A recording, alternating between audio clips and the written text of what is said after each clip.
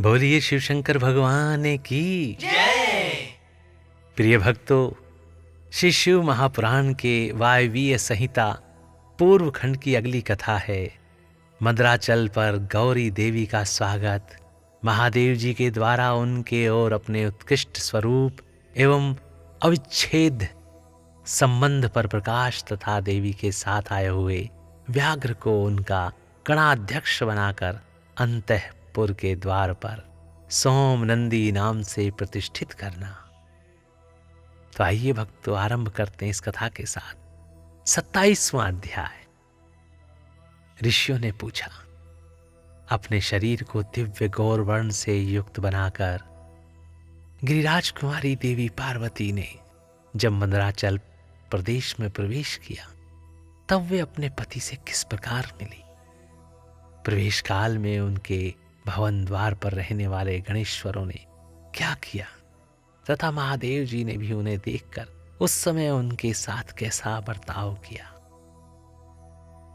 वायु देवता ने कहा, जिस प्रेम गर्भित रस के द्वारा अनुरागी पुरुषों के मन का हरण हो जाता है, उस परम रस का ठीक ठीक वर्णन करना असंभव है। द्वारपाल बड़ी उतावली से राह देखते थे।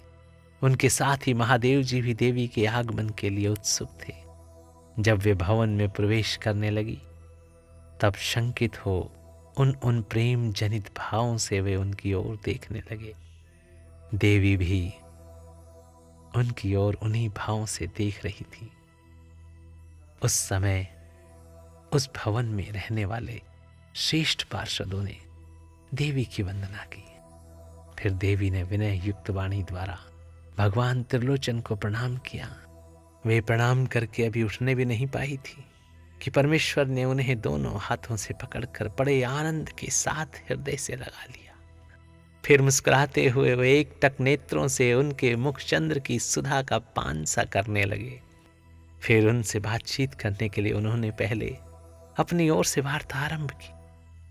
देवाधिदेव महादेव जी बोले, सर्वांग सुंदरी प्रिय, क्या तुम्हारी वह मनोदशा दूर हो गई जिसके रहते तुम्हारे क्रोध के कारण मुझे अनुनय विनय का कोई भी उपाय नहीं सूझता था।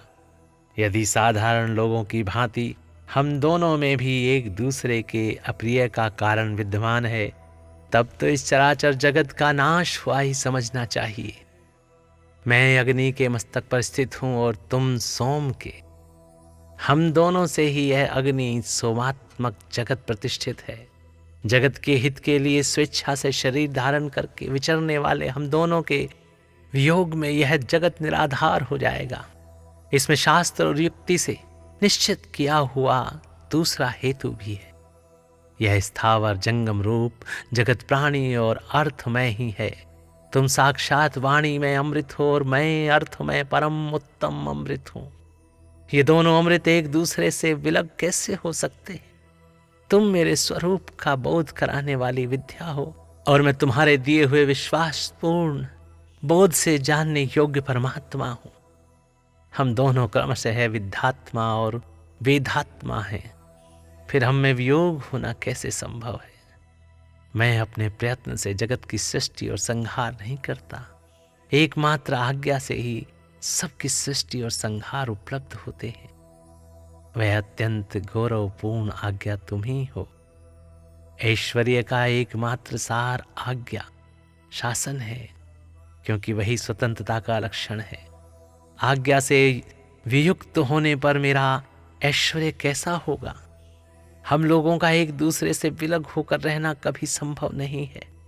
देवताओं के कार्य की सिद्धि के उद्देश्य से ही मैंने उस समय उस दिन लीला पूर्वक व्यंग वचन कहा था।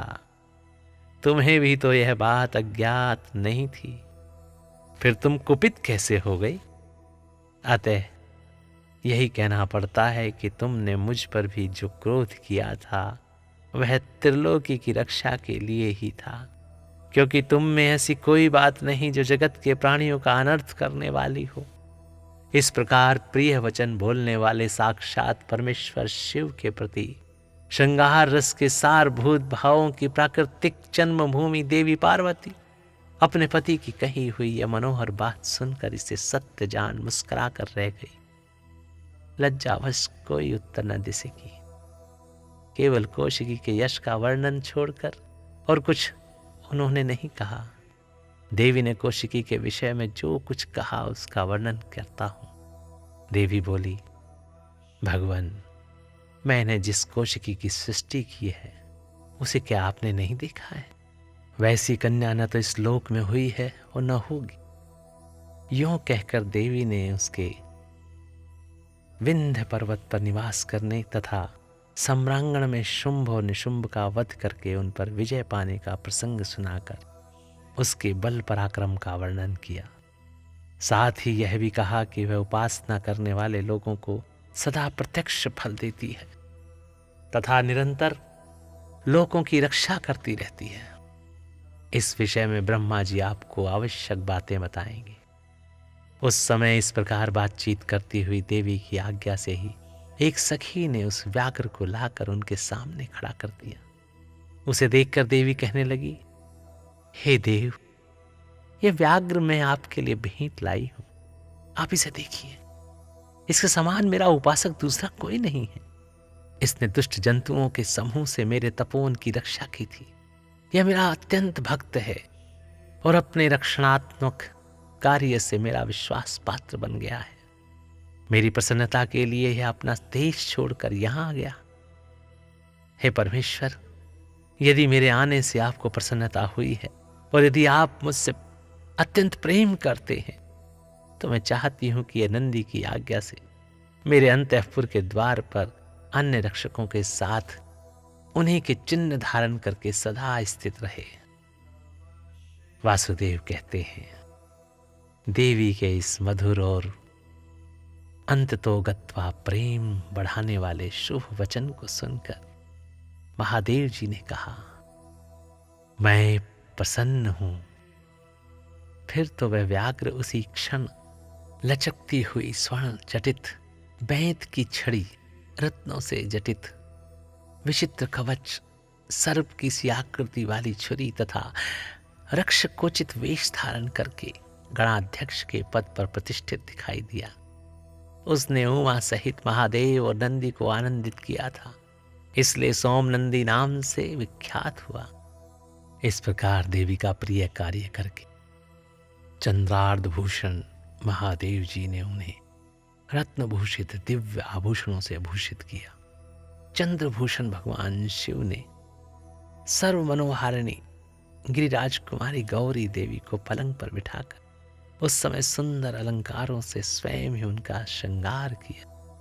बोलिए शिव शंकर भगवान की जय, बोलिए गौरी माता की जय।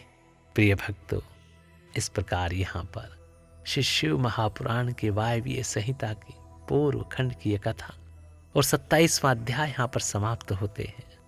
तो स्नेह के साथ बोलिए शिव शंकर भगवान की जय।